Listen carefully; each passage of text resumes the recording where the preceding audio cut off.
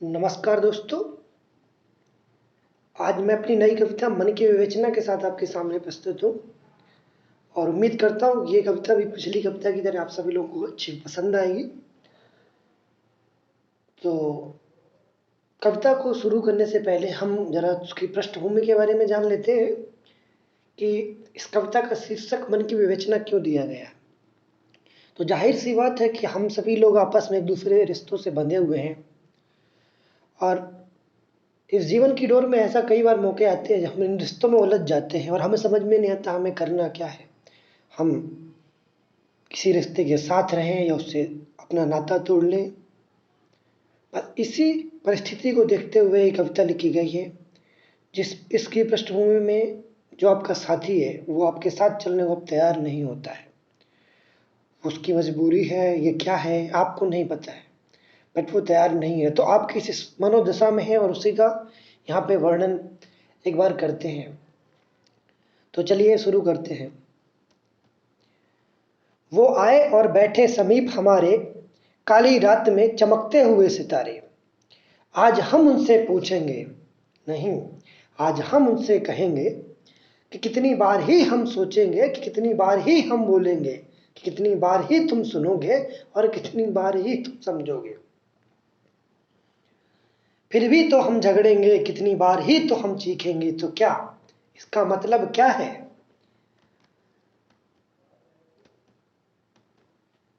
कि अब हम नहीं होंगे, या यह रात दोबारा ना होगी, वो शाम तुम्हारी ना होगी, या ये रिश्ता ऐसा ना होगा, या ये रिश्ता ऐसा होगा जैसे छुई मुई सा मुरझा जाएगा, या कुछ की छीटा कांची से ही अपना रिश्ता मैला हो जाएगा, या एक अहम से ही अपने यह आधार निराधार हो जाएगा।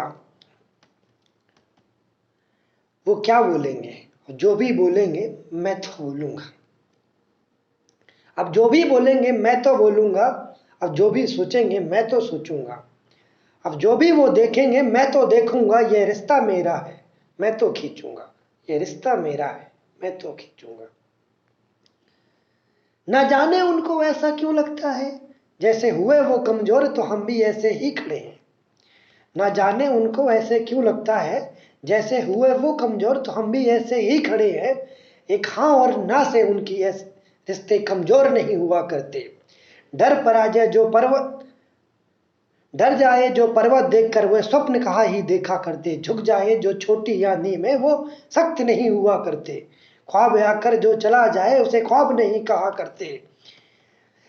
जय पराजय की जो सोचे वह मैदान जंग नहीं चला करते। ऐसे ही सब सोचते तो अभिमन्यु सरीखे वीर कहां से आते।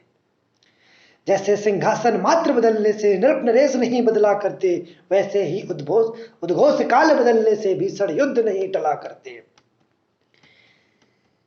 जैसे स्त्री के रमणी हो जाने से उसके उद्गार नहीं मरा करते, वैसे इन धनुष आ जाने से बरसते बादल नहीं रुका करते।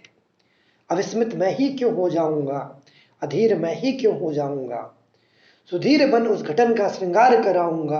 वो क्या बोलेंगे, अब जो भी बोलेंगे मैं तो बोलूंगा, अब जो भी बोलेंगे मैं तो बोलूंगा।